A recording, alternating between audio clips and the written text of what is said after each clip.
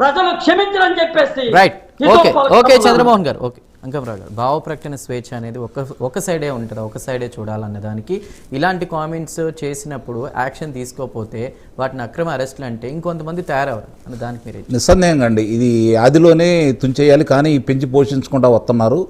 ఇందుట్లో రాజకీయ నాయకుల పాత్ర ప్రమేయం ఉందనేది వాస్తవం. అది ఒకళ్ళని నేను విమర్శించట్లేదు, ఆ పార్టీ ఈ పార్టీ అనేది ఎంతో కొంత అందరూ దానికి తోడ్పాటు అయితే అందిస్తున్నారు. కొంత ఒకళ్ళేమో కొంత ఎక్కువ అందిస్తున్నారు, కొంతమంది తక్కువ అయితే అందిస్తున్నారు. సోషల్ మీడియాలో వాళ్ళు భావ ప్రకటన స్వేచ్ఛ కింద ప్రశ్నించే తత్వం గురించి చాలా అసహ్యకరంగా, అసలు అది మనం మాటల్లో కూడా వర్ణించలేని భాషను దాంట్లో ప్రయోగిస్తూ మనం చూడలేని విధంగా చిత్రీకరిస్తూ వాళ్ళు మాట్లాడుతూ ఉన్నారు.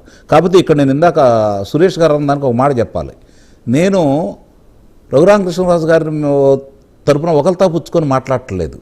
ఏ అంశం మీద సికింద్రాబాదులోని సైనిక వైద్యశాలలో ఆయనకి పరీక్షలు జరిపిన తర్వాత అతనికి బెయిల్ వచ్చిందన్న విషయాన్ని మర్చిపోవద్దు సురేష్ గారు. మీకు సంబంధించినంత వరకు మీ పార్టీని మీరు కాపాడుకోండి, నేను కాదని నేను అంటలా. కానీ జరిగిన కొన్ని వాస్తవాలు ప్రపంచానికి తెలిసిన తర్వాత కూడా మొండిగా వాదన చేయొద్దు. ఆయన్ని ఏ విధంగా బెయిల్ ఇచ్చారో ఒకసారి చూసుకోండి. మరి రాజద్రోహం పెట్టిన వాళ్ళకి బెయిల్ ఎలా ఇస్తారు? చిన్న లాజిక్ మీరు కూడా అర్థం చేసుకోండి. మిమ్మల్ని నేను తప్పట్ల, ఎందుకంటే ఏ పార్టీ ప్రతినిధి అయినా ఆ పార్టీకి అనుకూలంగా మాట్లాడుకుంటారు. మాట్లాడినప్పుడే మిమ్మల్ని తర్వాత ఇలాంటి కార్యక్రమాలకు రమ్మని చెప్పని వాళ్ళు కబురు చేస్తూ ఉంటారు. అంతే తప్ప మీరు వ్యతిరేకంగా మాట్లాడితే వాళ్ళు ఒప్పుకోరు. ఇది ప్రాంతీయ పార్టీలో ఉన్నటువంటి సర్వసాధారణ విషయం, ఏ పార్టీ దీనికి అతీతం కాదు.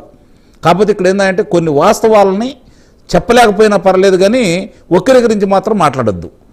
ఇది కళ్ళ ముందు గడుపుతున్న వాస్తవం. ఇప్పుడు మీరు ఇందాక అడిగిన దానికి భావ ప్రకటన స్వేచ్ఛకు సంబంధించి ఈరోజు దేశంలో విచ్చలవిడిగా ఇలాంటి మాట్లాడే వాళ్ళకి ఏ పార్టీ వాళ్ళైనా సరే దాంట్లో మనం క్షమించకూడదు. దాంట్లో ఎట్టి పరిస్థితుల్లో కూడా వాళ్ళకి క్షమించకూడదు. సమాజంలో వాళ్ళకి నిజంగానే సమాజంలో వాళ్ళు ఉండటానికి అర్హులు కూడా కాదు నా ఉద్దేశంతో. అయితే ఇది వ్యక్తిగతంగానో కుటుంబ పరంగానో వాళ్ళని ఆ విధంగా చిత్రీకరించి మాట్లాడేటప్పుడు వాళ్ళను వంతబడే వాళ్ళని కూడా వదిలిపెట్టకూడదు. ఇది కూడా గమనించుకోవాలి. వాళ్ళని ఒక్కళ్ళే కాదు, వాళ్ళని వెనకోసుకొచ్చిన వాళ్ళు, వాళ్ళని ప్రోత్సహించిన వాళ్ళు, వాళ్ళకి ఆర్థిక సహాయం చేసిన వాళ్ళు, వాళ్ళని కూడా వదిలిపెట్టకూడదు. అప్పుడే దీనికి అడ్డుకట్టబడిద్దని అయితే నేను భావిస్తున్నా. ఈరోజు విచ్చలవిడిగా చేస్తూ న్యాయస్థానాలు కూడా ఒకసారి మీరు గమనించుకోండి. మన ఆంధ్ర రాష్ట్రంలో ఉన్నటువంటి సర్వోన్నత న్యాయస్థానానికి సంబంధించినటువంటి న్యాయమూర్తుల్ని కించపరిచే విధంగా మాట్లాడారని చెప్పని గత ప్రభుత్వ హయాంలో వాళ్ళ మీద చర్యలు తీసుకోమని చెప్పని సిఐడి వాళ్ళకి అప్పచెప్పారు. సిఐడి వాళ్ళు చర్యలు తీసుకోవాలా. వాళ్ళని గుర్తించడంలో కూడా వాళ్ళు అంటే నందిగం సురేష్ ఇలాంటి వాళ్ళు కూడా తర్వాత ఎక్కడ పడితే అక్కడ కనపడతా ఉన్నారు, వాళ్ళ మీద చర్యలు లేవు. తర్వాత సిబిఐకి అప్పచెప్పారు, చర్యలు లేవు. అంటే న్యాయమూర్తుల్ని దూషించినందుకు న్యాయమూర్తులు కోపం వచ్చింది. గమనించుకోండి మీరు ఇక్కడ, న్యాయమూర్తులు దూషించినందుకు న్యాయమూర్తులు కోపం వచ్చింది. ముఖ్యమంత్రిని దూషిస్తే కోపం లేదా? ఇక్కడ తమిళనాడులో ప్రస్తుతం శాసనసభ్యుడు మాజీ మంత్రి ముఖ్యమంత్రిని విమర్శించాడని చెప్పని ఈరోజు అతను జైలుకి వెళ్ళాడు. దాని గురించి ప్రశ్నించడా ప్రకాష్ రాజు?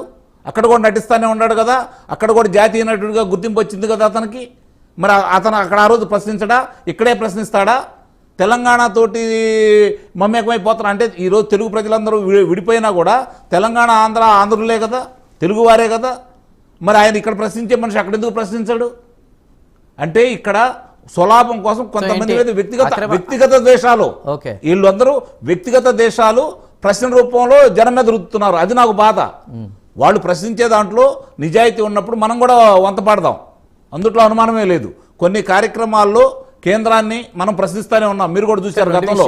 రెండు విషయాలు ఇందాక నేను అన్నదే, జోసెఫ్ అనే వ్యక్తి అదే పేరుతో ఇలాంటి క్వశ్చన్స్ చేస్తే ఇక్కడ మతం అనేది వస్తుంది కాబట్టి పేరు మార్చుకున్నాడేమో నాకు డౌట్.